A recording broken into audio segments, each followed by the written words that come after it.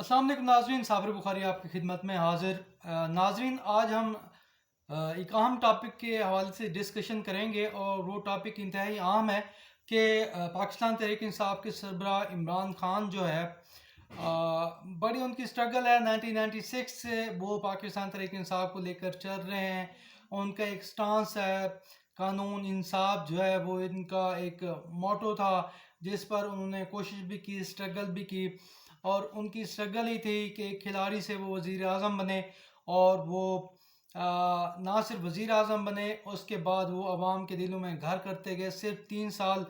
3.5 साल उन्होंने हुकूमत की, मगर उनकी शानदार हुकूमत की वजह से, आवाम दोस्त पॉलिसियों की वजह से और गरीब दोस्त पॉलिसियों की वजह से इमरान खान आवाम के दिलों में घर करते गए। और यही वजह है कि जैसे ही उनको एक साजिश के तहत इक़्तिदार से हटाया गया, तो उसके बाद इमरान खान ने अवाम से रजू किया। हालांकि कहा यह जा रहा था कि इमरान खान को अवाम ने मुस्तरद कर दिया है। ये भी प्रोपेगेंडा किया जा रहा था ताकतवर लोगों की तरफ से और अपोजिशन जमातों की तरफ से। मगर जैसे इमरान खान को रजीम चेंज के बाद हटाया गया, तो उसके बाद इमरान खान ने अवाम में जाने का फ़ैसला किया। अवाम में जैसे ही इमरान खान पहुँचे, तो उनको अंदाज़ा हुआ कि उनके जो आम दोस्त मंसूबे थे और मुल्क की मईशत को मजबूत करने के जो मंसूबे थे, और ओवरसीज़ के लिए जो मंसूबे थे, जो किसान है उसके लिए जो मंसूबे थे, जो दिहाड़ीदार तबका है उसके लिए, जो गरीब है, जो इंतहाई ख़ते गुर्बत से नीचे लकीर में रह रहा इंसान है, पाकिस्तानी है, उसके हवाले से जो इमरान खान के इक़दामात थे मुख्तसर अरसे में, वो आवाम के दिलों में घर कर गए। सिर्फ इमरान खान की कारकर्दगी नज़र नहीं आती थी, तो सिर्फ मीडिया में नज़र नहीं आ रही थी, क्योंकि मीडिया एक ऐसा दीमक है पाकिस्तान में, ऐसे माफिया के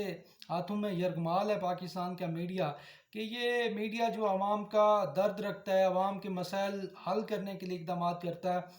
हमारा मीडिया जो है वो इससे यकसर मुख्तलिफ है। और पाकिस्तान का मीडिया सिर्फ खाओ पियो का एक टोला है, जो सिर्फ मफाद की और ब्लैक मेलिंग की सहाफ़त करता है, और एक ख़ास एजेंडा लेकर जो है वो यहाँ पे पाकिस्तान में सहाफ़त की जाती है। इमरान खान क्योंकि अरबों के इश्तहारात मीडिया को नहीं देते थे, और बड़ा चेक एंड बैलेंस रखा हुआ था मीडिया पर भी। उसको जो अरबों खरबों के अलले तलल्ले होते थे सहाफ़ियों के, पूरी दुनिया में ये विज़िट्स करते थे सहाफ़ी, तो इमरान खान की हुकूमत में ये चीज़ ख़त्म होकर रह गई थी। सहाफ़ियों को एक तरह से उनकी औकात में ला कर खड़ा किया गया था कि आप, ये आपकी एक्चुअल जो रिस्पॉन्सिबिलिटीज़ हैं आप वो प्ले करें, और आप जो अरबों खरबों के इश्तहारात लेते हैं वो कौम का पैसा। और इमरान खान ने कहा कि कौम का जो अरबों का पैसा है, इसे मैं अल्लू और तलल्लू में खर्च नहीं करने दूंगा। ये वजह थी कि सिर्फ मीडिया में इमरान खान की खिलाफ प्रोपेगेंडा भी किया जाता था, महंगाई भी थी और बाकी मसाइल भी थे, मगर दूसरी तरफ जो अवाम थी वो देख रही थी कि इमरान खान हमारे लिए ये इकदाम कर रहे हैं, और उनकी ज़िंदगी जो है वो प्रैक्टिकली अमली तौर पर भी सहल होना और बेहतर होना शुरू हो गई थी। तो यही वजह कि इमरान खान को हर तबके फ़िक्र में पजीराई हासिल हुई, और जैसे ही इमरान खान को इक़्तिदार से हटाया गया, तो हर तबका फ़िक्र इमरान खान के साथ जुड़ गया। और यही वजह है कि तमाम तर 2 साल की तमाम तर साजिशों के बावजूद, और पार्टी का निशान छीन लिया गया, मगर इमरान खान को, इमरान खान के वोटर्स को, इमरान खान का जो कैंडिडेट था उसको इमरान खान का वोटर और सपोर्टर निकला, बड़ी तादाद में निकला, और ऐसी अंधाधुंध उन्होंने वोटिंग की कि इस्टेब्लिशमेंट की छक्के छुड़ा दिए। इस्टेब्लिशमेंट को पता ही नहीं चल रहा था हम क्या करें। फिर उन्होंने जो किया, रात को धांधली की, और इस्टेब्लिशमेंट के लोग आकर आरओज़ ऑफिस को उन्होंने यरगमाल बनाया, और कर्फ्यू का समा पैदा करके वहाँ पे ठप्पे लगाए गए, और पीडीएम की, नून लीग, पीपल्स पार्टी और दूसरी जमातें जो हैं उनको ज़बरदस्ती जितवाया गया। ये है असल सूरत हाल। इमरान खान के साथ कौम खड़ी है, शाना बशाना खड़ी है, डट कर खड़ी हुई है।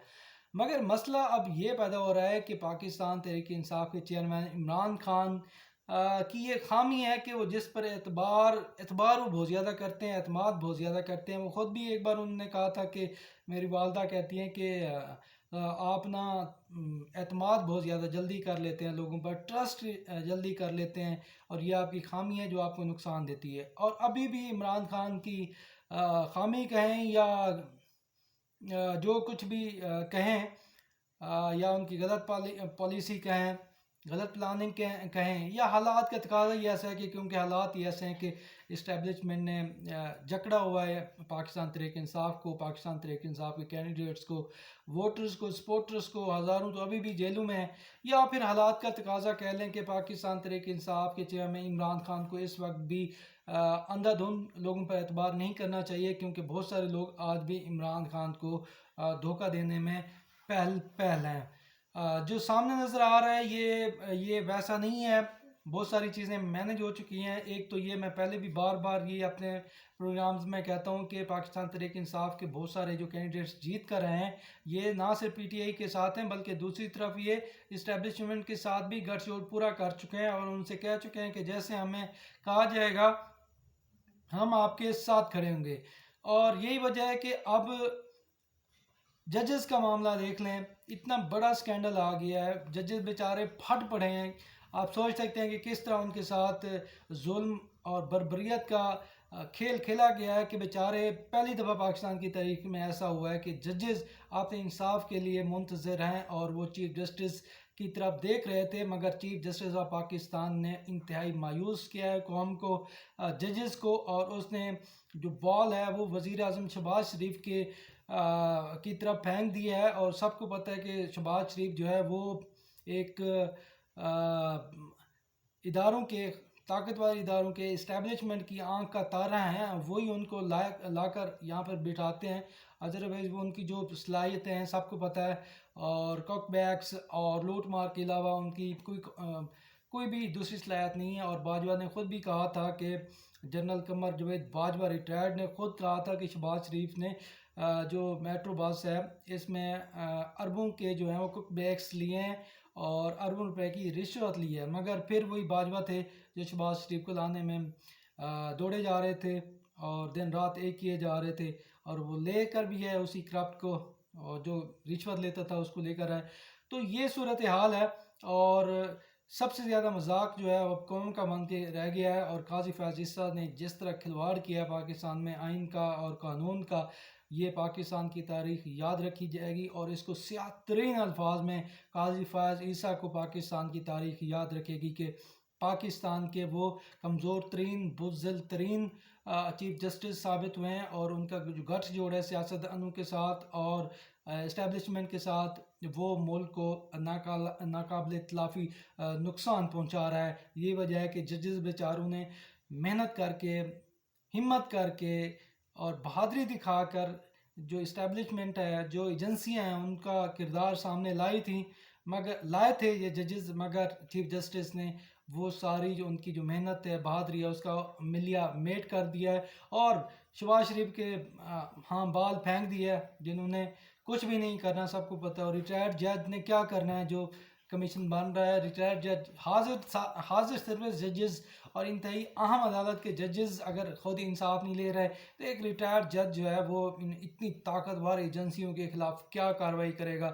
یہ تو امپاسبل سی چیز ہے کہ جو شہباز شریف کریں گے، اور شہباز شریف اور قاضی فیاض عیسیٰ کا جو گٹھ جوڑ تھا، اور اس کے نتیجے میں یہ جو پلاننگ سامنے آئی، اس کا یہی حل ہونا تھا، یہی نتیجہ نکلنا تھا جو نکل چکا ہے۔ قوم کب تک یہ سارا منظر اور یہ ساری دو نمبری اور یہ ساری لوٹ مار اور یہ ساری گورکھ دھندا دیکھتی رہے گی؟ کب تک وہ آنکھیں بند کیے بیٹھے گی؟ عوام کو سوچنا پڑے گا، عوام کو نکلنا پڑے گا، عوام کو اپنا جو جمہوری حق ہے وہ لینا پڑے گا، اور یہ جو اسٹیبلشمنٹ، عدلیہ اور شہباز شریف کا جو گٹھ جوڑ ہے، اس کو بے نقاب، مزید بے نقاب کرنا چاہیے۔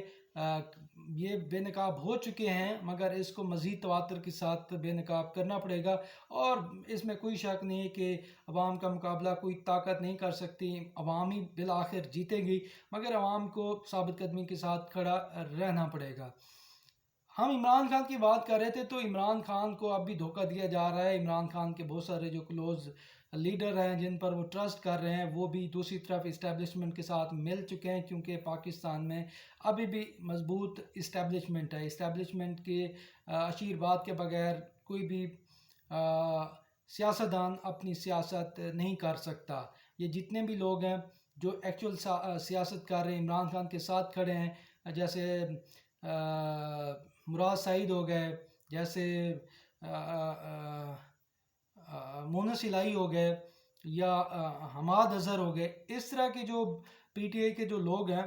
جو دبنگ سیاست کر رہے ہیں، جو نظریاتی سیاست کر رہے ہیں، جو انقلابی سیاست کر رہے ہیں، وہ آج بھی چھپے ہوئے ہیں.